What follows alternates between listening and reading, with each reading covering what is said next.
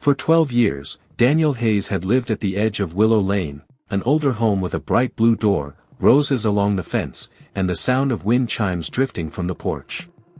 It wasn't fancy, but it was his. Every spring, he repainted the fence. Every fall, he raked the giant maple leaves into perfect piles. And every month, without fail, he paid his HOA fees, even if he didn't like how they were used. The only constant problem was Karen Brewer, the HOA president. She treated every rule as gospel, and every personal preference as a community improvement initiative.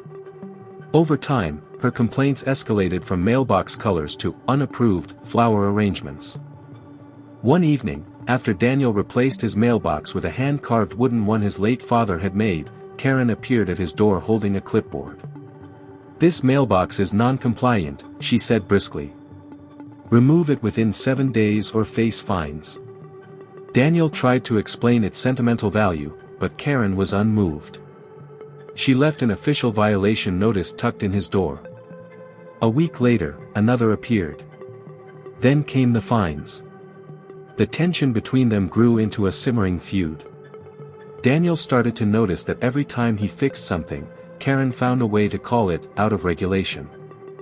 It happened on a quiet Friday night. Daniel was visiting his sister across town when he got a call from his neighbor. "Daniel, you need to get here. Your house, there's a fire." By the time he arrived, firefighters had doused the last flames. His home stood blackened, the porch collapsed, his bright blue door gone. No one had been hurt, but nearly everything inside was destroyed. As the crowd dispersed, Daniel noticed something odd, a piece of paper, half-scorched, lying in his yard. It was a violation notice, signed by Karen Brewer, dated just 2 days earlier. The fire marshal's report came back quickly. The blaze was not accidental. Accelerants had been used near the porch, where the wooden mailbox once stood. Daniel handed over every violation letter he'd received to the investigators. Neighbors began whispering about how often Karen had been seen walking near his property at odd hours.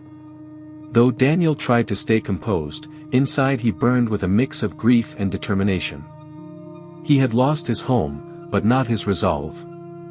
2 weeks later, police arrived at Karen Brewer's house with a warrant. The news spread like wildfire through the neighborhood. The HOA president was being charged with arson. Daniel received a call from the district attorney's office.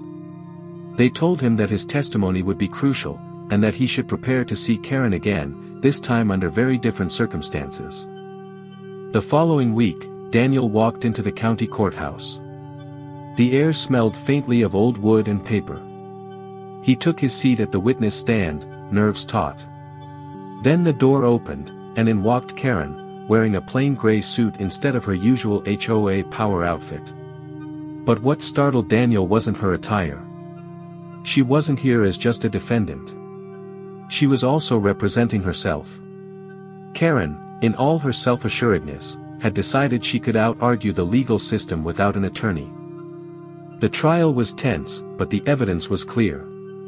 Surveillance footage from a neighbor's door camera showed Karen walking toward Daniel's home the night of the fire.